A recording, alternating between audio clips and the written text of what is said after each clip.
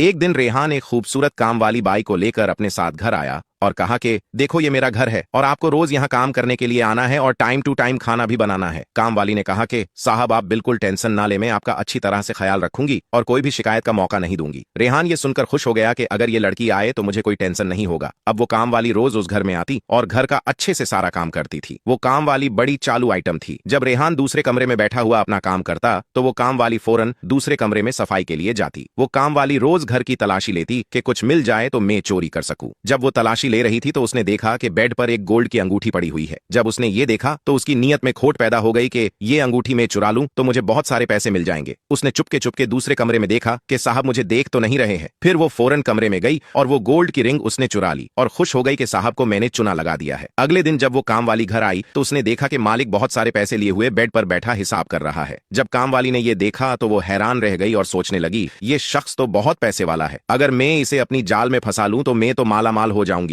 अब वो काम वाली रोज खूबसूरत होकर मालिक के पास आती और उनको अपनी जाल में उलझाती थी। एक दिन काम वाली ने मालिक से कहा कि साहब आपने अभी तक शादी क्यों नहीं की है। उस शख्स ने कहा कि मुझे आज तक कोई ऐसी लड़की मिली ही नहीं जो मेरे लायक हो। काम वाली ने यह सुना तो वो खुश हो गई कि अच्छा मौका है इसे फंसाने का, चाहे कुछ भी हो जाए मैं इसे अपनी जाल में फंसा कर ही रहूंगी ताकि मैं भी अच्छी जिंदगी जी सकूं। मालिक ने कहा कि क्या तुम्हारी शादी हो गई है। काम वाली ने कहा कि नहीं साहब, हम जैसी काम वाली लड़कियों से भला कौन शादी करता है, हमारी किस्मत में तो सिर्फ गरीबी लिखी है। उस काम वाली को अब रात को नींद नहीं आती थी। वो सोचती कि चाहे कुछ भी हो जाए मैं मालिक को अपनी जाल में फंसाकर उसको खुश कर दूंगी। अब मालिक को भी उस लड़की पर बड़ा यकीन हो गया था। जब उसे किसी चीज की जरूरत होती तो वो फौरन काम वाली को बताता और वो काम वाली उनकी सारी प्रॉब्लम को दूर कर देती थी। अब वो दोनों रोज एक दूसरे के साथ अपना वक्त गुजारते जैसे वो दोनों मियाँ बीवी हों। अब उस काम वाली ने भी मालिक का दिल जीत लिया था। एक दिन काम वाली ने हिम्मत की और मालिक से कहा कि साहब क्या मैं आपको पसंद नहीं हूँ। मालिक ने कहा कि भला तुम ये कैसी बातें कर रही हो, मुझे कुछ समझ नहीं आ रहा है। काम वाली ने कहा कि साहब आप मुझसे शादी कर लो और मैं आपको ऐसा खुश करूंगी कि आपने कभी सोचा भी नहीं होगा। अब मालिक ने भी उस लड़की के साथ निकाह करने का फैसला कर लिया। उन दोनों ने एक मौलवी को अपने घर बुलाया और दोनों ने निकाह कर लिया। अब रोज शौहर रात को सो जाता तो वो काम वाली उठती और देखती